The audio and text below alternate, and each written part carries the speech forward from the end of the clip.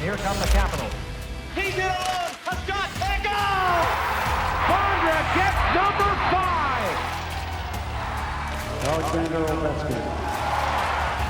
The Capitals are champions.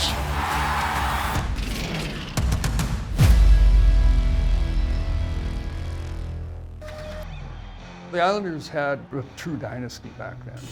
They won, I believe, 4 Stanley Cups in a row.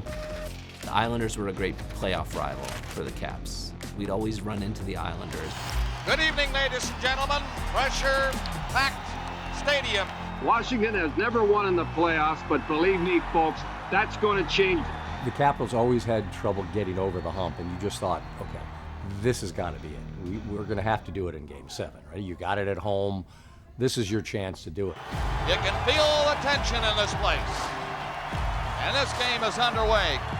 It was a Saturday night. I had to study for final exams, but no worries because I had all Sunday to study. That was an epic game, literally. Yeah, it was a battle. It truly was. Look out! If you've ever felt an earthquake, there it is! During the regular game, I wanted to be out there every other shift. Like, shorten the bench down. I think we were playing mostly 2 and 3 lines. 4th line hardly played. Adams centered and Gardner tipped it. They score! But then we go to 1 overtime. As this third period is over. And we go to 2 overtimes. And then we're into the 3rd overtime. Now we're into the 4th overtime. Don't you be going to bed. We got another period of hockey yet. And I'm thinking, I wish we had 5 lines because it's exhausting. Gardner took a real spill. It's a funny thing, I've got a lot of family, friends back home. They all remember that game. They remember where they were. They remember, everyone just put life on hold. Nobody's going to win this one. It was a game that, people got drunk during the game, sobered up, came back in, got drunk again. And I'm watching the Capitals dominate. They had more shots in the 3 overtime periods than they had in the 3 regulation periods. And you're just thinking to yourself, one of these has got to go in. Swing and shoots. Oh, and it deflected and just misses. How many posts did both teams hit? Because I know we hit 8, Shoots. Hit the goal post. and the puck never went in. I know they did too. Now look at it. Hits the post and comes right out.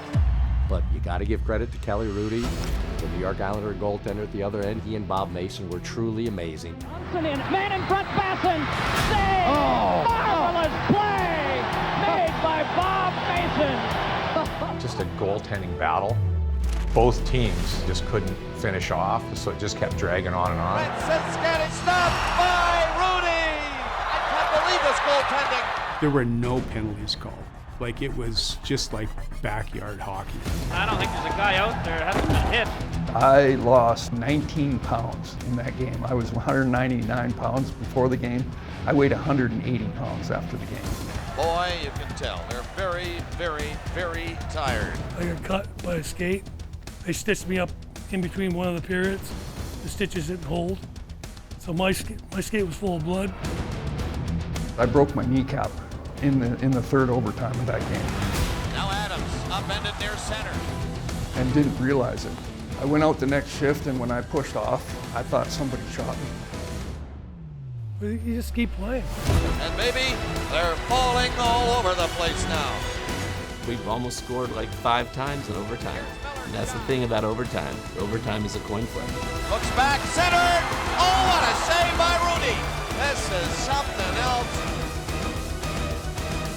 And then, of course, in the 4th overtime, Pat LaFontaine. Behind the net, turns around and fires, and the shot blocked by Hatcher. LaFontaine drills a shot and a goal. On a deflection, the Islanders win the series. The goal that they wanted on, I didn't think really warranted the magnitude of the game. I mean, that goal was just a turnaround, spin-around shot by Patty LaFontaine, and Bobby Mason was screened in front, and it was just kind of one of those goals. I can still hear the puck hitting the post and ricocheting in. Yeah, that was crushing. And I can just remember the air coming out of that building. The puck, it went into the net on Bob Mason. I still think that just ate him alive. He played so well that game. And, if we won, he would have been the superstar. You're right in the middle of the morning of Easter Sunday, and there's no place to get a drink when you really desperately needed something to get yourself past another disappointment. I still haven't watched the whole game, and I probably won't because it's just so painful. It was devastating. It truly was. And I think we probably had the best team in the league that year. I felt we should have won the Stanley Cup that year. We had the team to do it.